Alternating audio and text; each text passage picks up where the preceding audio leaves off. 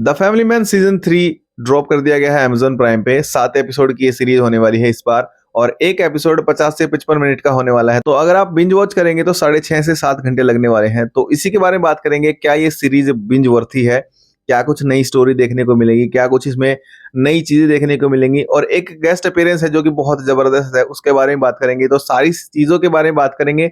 आप चैनल को सब्सक्राइब कर दीजिए। तो गाइज इस बार की स्टोरी में भी श्रीकांत बुरी तरह से फंस जाते हैं, जैसे कि हमने ट्रेलर में भी देखा था। वो इस बार एक मर्डर के सस्पेक्ट हैं, और वो मर्डर किसका होता है वो बहुत ही मेन प्लॉट है इस सीरीज का। तो वो मैं नहीं बताऊंगा, आप लोग सीरीज देखकर पता लगाएं। तो इस बार की स्टोरी शिफ्ट हो जाती है नागालैंड में। वहां पर जो रेबल ग्रुप्स होते हैं उनके साथ एक शांति समझौता बनाने के लिए दिल्ली की गवर्नमेंट डायरेक्ट इन्वॉल्व होती है, और कुछ लोग चाहते हैं कि वो समझौता ना हो। तो इसी चीज में सारी कॉन्फ्लिक्ट होती है। तो इन्हीं सब चीजों के चक्कर में एक मर्डर हो जाता है, जिसका मेन सस्पेक्ट होता है श्रीकांत, और वो अपनी इनोसेंस प्रूव करने के बजाय उस केस को सोल्व करने के लिए नागालैंड पहुंच जाता है। आपने ट्रेलर में भी देखा होगा कि इस सारी चीजों में श्रीकांत की फैमिली भी इन्वॉल्व होती है। श्रीकांत की फैमिली का एक अलग एंगल चल रहा होता है कि वो किस तरह से प्रॉब्लम में होती है, इसलिए सारी चीजें छोड़कर वो नागालैंड चले जाते हैं या गवर्नमेंट से बचते हुए फिर रहे होते हैं। तो वो सब चीजें सीरीज में देखोगे तो मजा आएगा। बताने में स्पॉइलर मैं नहीं दूंगा। स्टोरी के बाद में बात करूंगा सिनेमेटोग्राफी की। सिनेमेटोग्राफी मेरे को बहुत बढ़िया लगी। एक सेकंड एपिसोड में सीन है जहां पर जयदीप अहलावत के कैरेक्टर को पकड़ने के लिए आर्मी आती है। तो वहां पर बहुत बढ़िया सिनेमेटोग्राफी दिखाई गई है। आप लोग जब देखेंगे सीरीज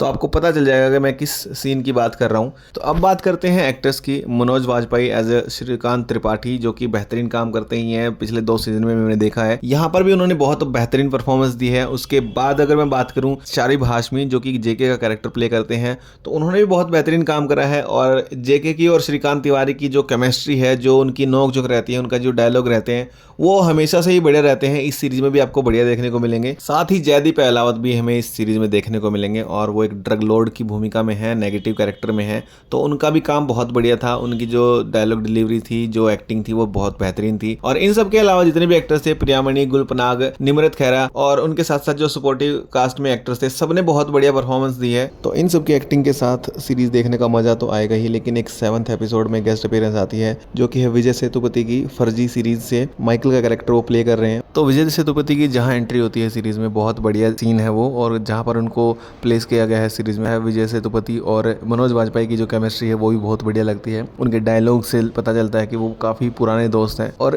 फर्जी 2 आएगी तब मनोज वाजपेयी की गेस्ट अपीयरेंस उसमें देखने में मजा आएगा। तो सारी चीजों में ही सीरीज बहुत बढ़िया है, बिंज वर्थी है। एक बार में आप देख सकते हैं। काफी एंगेजिंग स्टोरी है, काफी बढ़िया एक्टिंग है, और कहीं पर बोरियत फील नहीं होती है सीरीज में। तो मैंने सीरीज देख ली है और मेरा ये ओपिनियन है। आप लोगों ने सीरीज देखी है तो कमेंट करके बताएं, और नहीं देखी है तो जाके देखें सीरीज। और वीडियो कैसी लगी वो भी कमेंट करके बताएं। चैनल पर नए हैं तो सब्सक्राइब कर दीजिए, बेल आइकन दबा दीजिए, ताकि नई वीडियो आए तो आपको नोटिफिकेशन मिल जाए। Bye guys.